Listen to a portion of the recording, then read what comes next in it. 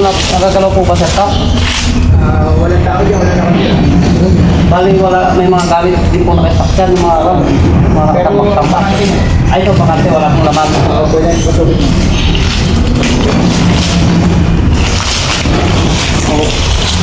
Dalang yung tag, bisa.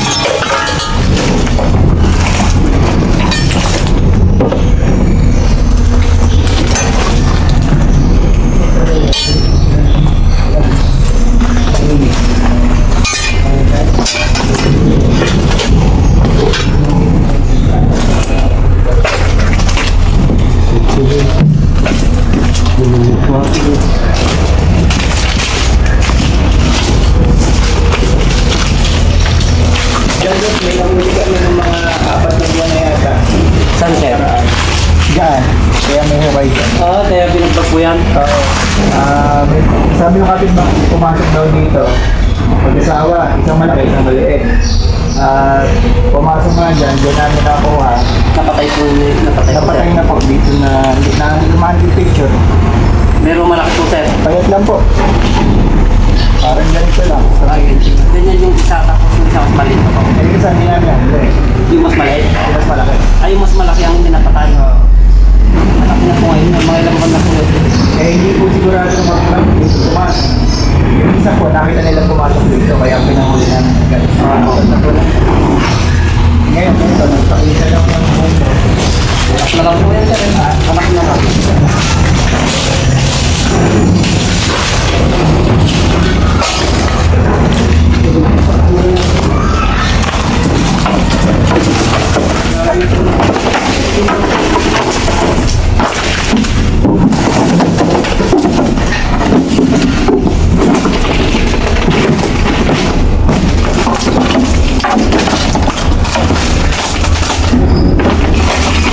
Kaya pinawarak niyo po itong flooring sir.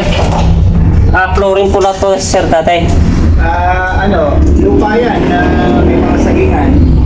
Tinambakan namin yung pinakuha. Apo.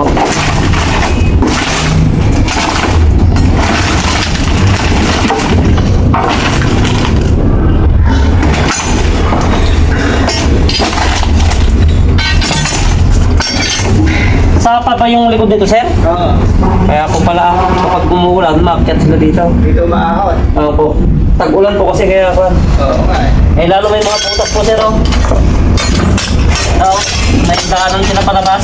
May daanan. Po ito po.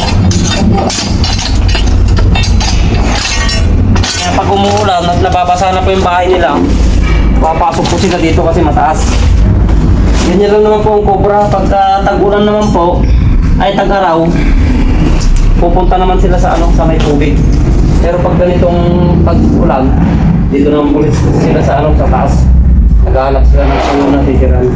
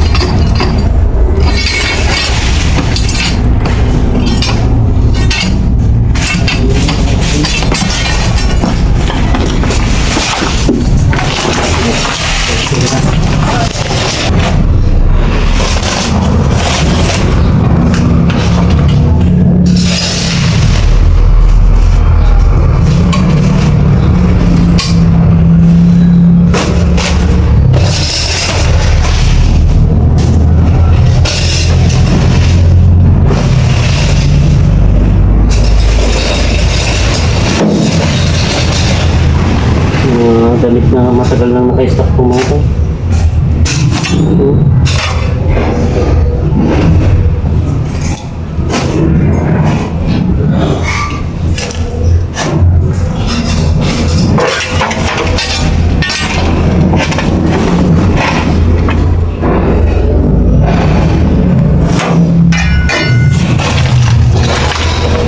Ito dati palang sapa mga boss, yung likod niyan, eh, lalo may butas doon. Malaya silang pasok.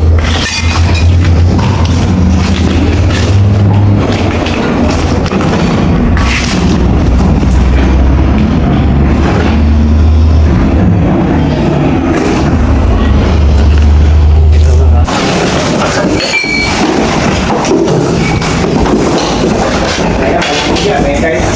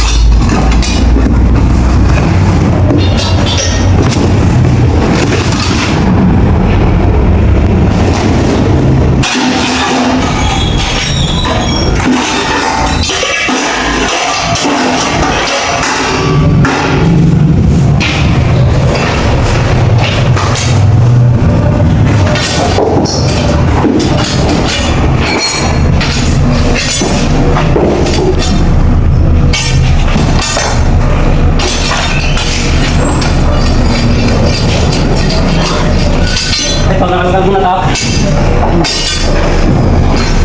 Ha?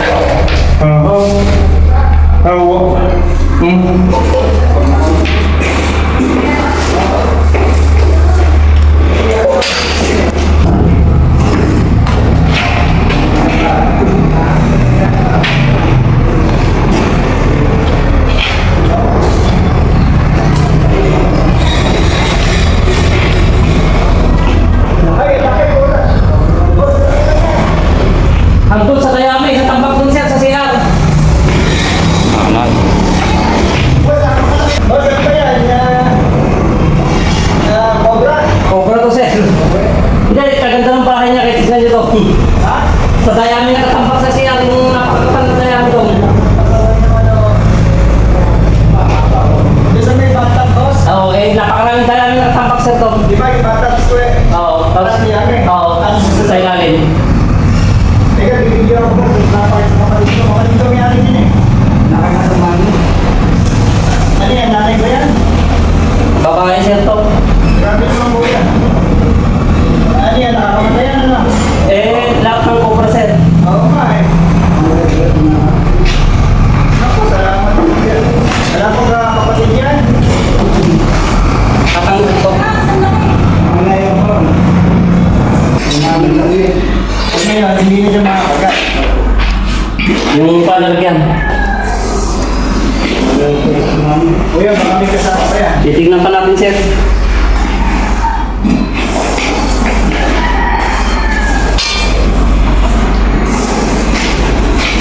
Bakit napunta dito yan? Ito sa kali. Dati, Ah. nandun kayo kahapon, doon yung dati. Nakita nila. Oo, baka yun yung asawa boss. Mas maliit din na huli namin eh. Babae to sir. Bakit?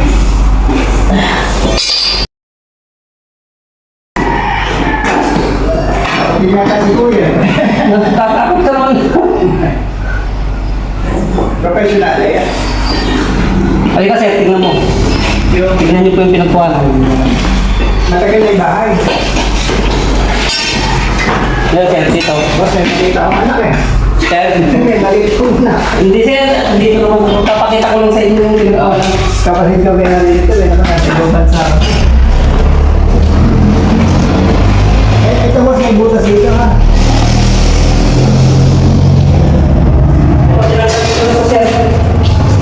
Napakaraming pamagpamang ko dito. Oo, ako pamigil. Hindi, mainit kasi ito sir. Mainit. Ayaw sa malamig. Hindi, tag-ulan po. Pag tag-ulan talaga, maghanap sila ng tuyo. Ganda ko ng bahay. Ay, grabe naman. Napaka-problem pa rin ano. Ito may butas pa na to sir. Saan kaya papunta tong butas na to? Sa labas na, doon ba sa gawin na yan? Opo, yung butas na yun. Ito. Ito tong butas na to sir. Tignan nyo. Drain yan boss, kung sakali. Saan kaya papunta yan sir? Baka dyan dumani. Parang dumana yun. Sa labas na? Oh, baka dyan pumasok sir. Sa likod ka. Sa mga may butas. May butas yan yung drainage papunta sa labas. Kaya malamang dyan dumaan yung cobra. Oo, yeah. Kaya lang eh. Paano ka pumunta din yan? Yun nga po sir, basta nagtag-ulan ngayon, nagkakanap talaga sila ng temperature ng katawan nila, yung init.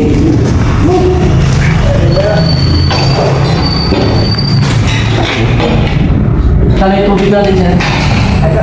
Ay, ano na yan siya? Dito yung tubig. So po, sige muna tayo tubig. Ito na lang ang tubig.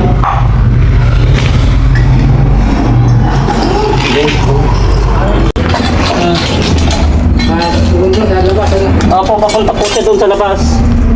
Kaya kahit gano'ng kalaking ahas, makakapasok po dito sa loob nyo. Dahil dyan siya dumadaan. Tapos papasok dito, tahimik. Pero yung manok ganong kaliliit po kasi na nagpalat, mahirap mahanapin pa lang yung mga ganong kaliliit. Pero lang kung bagong pisa at di pa nakalabas sa lungga, yun mahuli natin.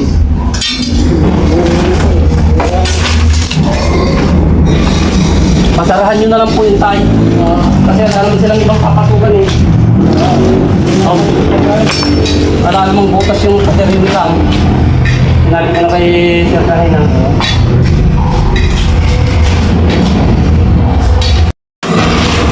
Okay, yan, i-ikon na yan, ilabas. Para hindi na pagbahayan. Matagal ng kwantong ito.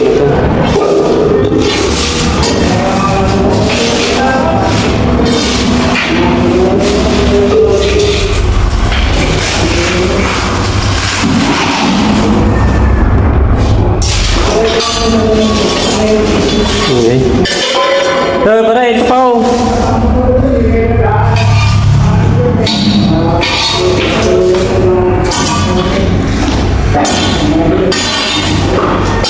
Ayan. Okay. Nakakalan siya. Ikon na yan. ibon lang po kaya may dala niyan. Napakarami naman po masyado. Ayun lang sa lahat din. Eh, Sa sobrang tagal na pong hindi nakakuan, may ikon na ng ibon lahat po yan. Oo, tagal naman din na nadidinis eh. Tagal yung, ano, talagang hindi na. Ito dyan yung nakuha daw. Opo.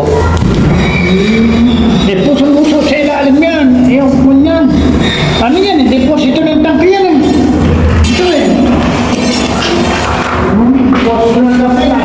Sa ilalim. Tayo mo. Bukan na dyan, ewan ko kung taga-saan yan. Pumasok doon sa bahay na naman kanina. Kung kaya kaya, tayo sa... Tapos, pag-jollibee ka, Panginoon. Thank you, sir. Salamat, sir. Binigyan tayo ni sir ng pang Jollibee. Sobra-sobra. So po yan, nakahuli natin yung nakita nila dati na pumasok daw dito. Kaso hindi nila na yung isa lang po yung nahuli nila, sir. Kasi nahuli nung una. Maliit yan, maliit na huli nung una. Mas maliit yan. Okay yan mga boss, magpapaalam na po tayo kay Sir, ano na po ba? Kay Sir Albert dito po sa Barangay Bukot, dito sa Aliagan, Nueva Ecija mga boss. Yan, mission accomplished po tayo dito. Yan, papaalam na po tayo kay Sir at tapos na po tayo magmerienda mga boss. Yan, binigyan tayo ng cash ni Sir. Thank you, Sir. Magpapaalam na po kayo. Nag-magiging pag-invite. Yan, baka didiretso po tayo mga boss kasi may nag-send sa atin ng pinagbalatan ng Cobra. Yan, papasok lang po yung message niya. Pupuntahan po natin mga boss kasi pumasok daw po sa bahay. Kaya yan, pupuntahan na natin para hindi delikado sa mga nakatira doon. Yan, para ma-fan natin yung mga nakatira doon at para mailigtas sila sa sa yan, punta na po kami. Okay mga boss, yan, didiretso na po tayo doon sa